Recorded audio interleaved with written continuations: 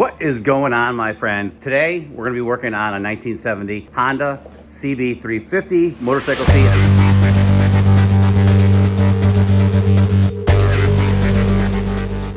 And I wanna kind of go over and show you some of the do's and don'ts and the differences in buying a aftermarket seat cover and having us make one from scratch. I'm Eddie Barrett with Atomic Cycle Works, a division of Atomic Auto Works. If you like our car, truck, and motorcycle and marine content, make sure to check out all our channels on YouTube. And we are a small shop, small custom restoration shop located in beautiful New England. Today, it's freezing out. I'm freezing. It's -1 degrees here, which I know all you guys in Minnesota and Canada are like, that's nothing, you know, that's child's play. And the snowstorm that was supposed to be this big blizzard, we didn't get hit. I did see Nantucket, they got hammered. It was flooded. I'm like, I don't even know what you do in an island when it's flooded and freezing and you lose power. I feel so bad for those people, and our hearts and prayers are out for them. But today, we're taking our mind off the misery and we're gonna be building some cool seats. So let's get going. Here is the Honda CB350 seat, 1970, just the way our customer brought it in.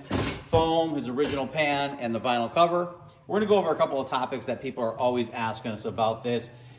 So when you buy these kits, they are very inexpensive, and we do install them, and we do them a lot. Things you want to look for is really poor stitching. A lot of times their welting's inconsistent. A lot of times their center point stitching is wrong. This one, the stitch work isn't really bad on it. The materials is a very thin material, and if you're going for period correct, a lot of the new stuff is starting to get flatter looking and not looking like it would have originally. Also, a lot of people choose these because they already have the dielectric stitching in it, which this isn't dielectric stitching. You'll notice years ago, this would be stamped and there would actually be little stitches there to make it look like you actually stitched it on a machine. You know, one of the reasons they would do this, because if you got water on the seats, you wouldn't have the water seeping through the stitching hole, and also it was a lot quicker and a lot cheaper. Rather than having someone stitch all this in, it's just boom, the material's stamped out, and then you just cut it and sew it all together.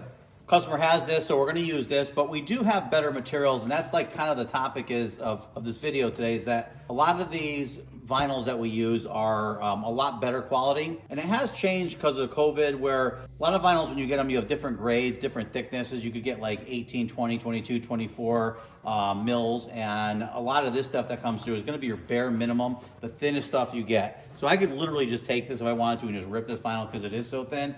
That's one of the reasons why you'd want to go to an upholstery shop and have them actually pick a right material for you, something that's a little bit more stronger and durable. A lot of these seats, these guys don't really ride them. They're more of a collector item. You know, if you ride it once in a while, you're fine. But if you're really going to put some miles on it, you're going to want to go with the higher, better grade marine vinyl like we use. Now, another thing, foam that's provided for this seat doesn't really fit well. We could mess with this and try to make it fit. It's also too big for this seat, and one thing is, the customer did provide photos, which is always great. He says he does not want it like this seat. He doesn't want it like that. He doesn't want it the traditional style, but he does want it like this. So he wants to have the kick up in the back and a little bump there with the strap going across the back. It's a vintage look, so that's what we're gonna go with. On this one, I choose to actually foam it from scratch rather than use his, just because to modify this foam, to cut it all off, it doesn't fit right. It's just, to me, gonna be a waste of time. Another thing to keep in mind too is if you bring something to an upholstery shop, it's always easier to make a pattern, fit the foam that's already done, or foam it yourself and then make the pattern fit it. To take a seat and make a cover fit custom foam, it's a lot harder and a lot more involved. So let's get going and start foaming. Okay, so we're gonna start off and put some edging onto this sharp metal seat. The trick to this stuff is to get it warm. We have a heat gun over here. So anytime there's a tough corner to go around, we'll be using the heat gun. And one of my things is you always want to start it on the kickstand side. So if the bike's always down like this, we'll start it over here.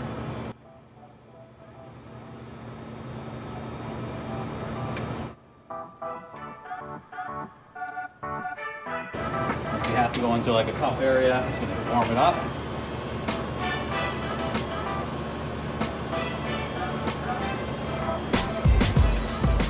And it's right in there, nice and easy. Also, I know a lot of you are asking, why is this raw steel? Basically, if you were to paint this with like a rattle can and you go to put our glues on it, it's just going to peel it right off. you really need to prep this, prime it, and paint it really well, or have it powder coated. So if the customer wants it powder coated, we could do that. If they want it painted, we will, but we have to do it the right way, and it does add quite a bit of money to the overall price. If we put our glue on here and glue it really well and put our foam on here and there's no moisture, it's almost like painting it, and it will last a long time. We've done this for people, I don't know, 20 years ago, and we've pulled them apart, and surprisingly, they're not all rusted out or mangled or anything. But that's always up to the customer whether they want to do that or not. All right, we got our first layer on here. See, it's bigger all the way around, bigger, bigger, bigger. And it's also not flat. So what I'm going to do is I'm just going to take this cutting tool and cut it right across there. You notice a lot of times I'm using a turkey cutter on motorcycle seats versus actual foam cutter. These ones are very expensive. The blades are very expensive. So if I have something where I know we're going to be hitting metal and doing that type of stuff, then I'll use the cheaper ones because these are like 10, 20 bucks, whatever. These are probably like 700, 800 bucks. So I'm going to cut this flat. I am going to use this one because I want a nice flat cut across it.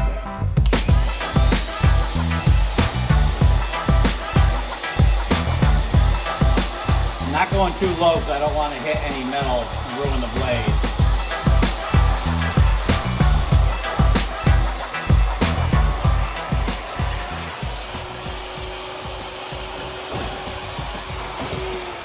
Very close.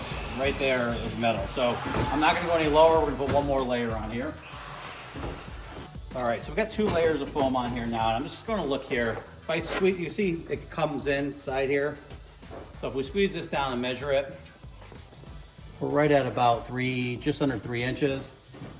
I know because I just tried to put that seat cover on that we need this to be a little lower. So what I'm going to do is I am going to go through and cut and square this up. I usually don't like to square it up until it's actually the height I want it to, but because we're putting a cover on it, we're gonna have to mess around a little bit. So I'm gonna mark our center lines, mark the width of the foam, and basically use this seat cover as a pattern, trim it up, and see what we got. Okay, so what I'm doing right now is I took and made a reference point from their pattern off one side, and I'm just splitting it in half and making dots. Now we're gonna take seat cover, we're going to mark it back up here, make sure it's centered again. So we can see, here's our original one, and now let's see if it's symmetrical. So now it looks pretty symmetrical. Let's see. Now that we know that it is symmetrical, we can just take and follow our lines. And I always check and I follow our lines over the seat covers because I don't care if it's Harleys or Hondas or if it's made in America or made in Taiwan. A lot of these things are not symmetrical, so we want to make sure they are. So now that we did this, we have a guide to go by and we're going to cut along. And all we're going to do is we're going to cut straight up that pan and do our line.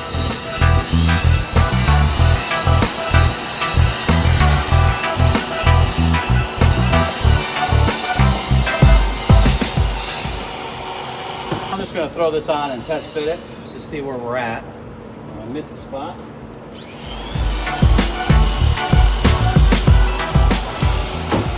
Whenever you put your covers on, you want to make sure that they're inside out. And you roll it around. You put your hands against the welting underneath here, not like that. And you roll it. We'll do the same thing over here. We'll roll this around. Now that I'm looking at this, I can see we're pretty close. We're within stretchable distance. We want it nice and tight. So now I'm going to go through and we're going to put our kicks in it. He wants to kick up in the back and have it come down here. We're going to put that in it next. You see this back here? There's plenty of room for us to bring that tail section up. Okay, so we're going to mark where our straps are on this, side to side. And we know from the picture, the seat starts to come up on the strap. The strap's slightly in the beginning of the rise.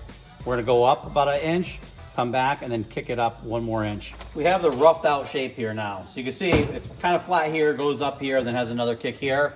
We're just going in that direction. So it's flat, kicks up, goes back, and kicks up. But we don't have a nice sharp transition or a nice radius yet. We're gonna do that next.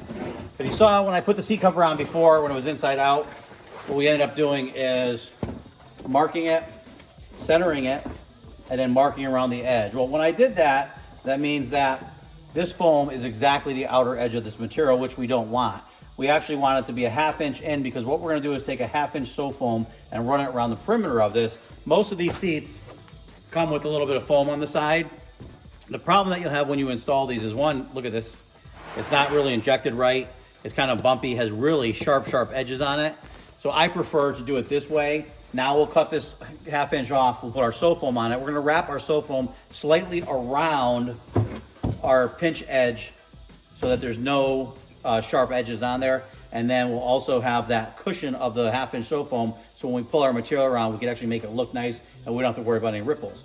Now I'm gonna mark a 1/2 inch in all the way around here and grind this down.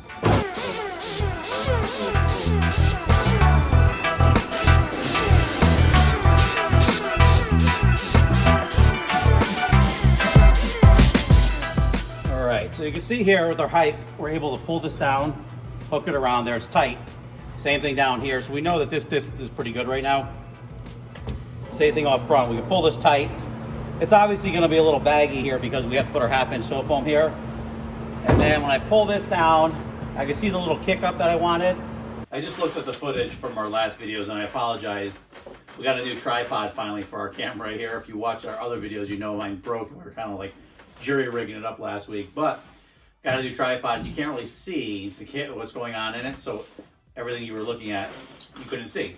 Now if you look here, you can kind of see. We have the kick up here, it's all foam, we have our 1/2 inch foam. I did put a thin layer of plastic across the top of here to maneuver to see it around better because I know it's gonna be a little bit of a fight. Now we're gonna throw it on.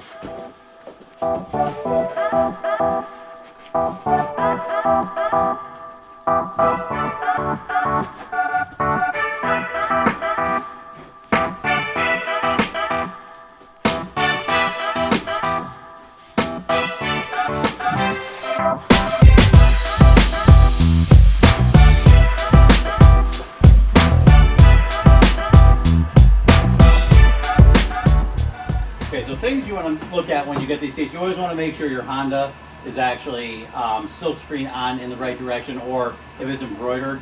A lot of times when you put your center line down, they're actually off right from the factory, whoever made these, so you really want to pay attention to that. Another thing on the bottom of these here, there's these little tiny tabs that bend over, and what you do is you bend them out really carefully up a little bit so they're sharp and pointy places up. Then you pull your material around it, it snaps through, and you carefully push it down. You only got a few shots with these, otherwise they break, so you want to make sure that you don't overwork them. And this one, we were lucky with it, it didn't break. So now I made up a strap, now we can clean it all up. Okay, so I just talked to the customer. He actually wants to put the chrome strip around the bottom on himself, but he asked me to mark and poke the holes for him. It was one of the parts he forgot to bring up here.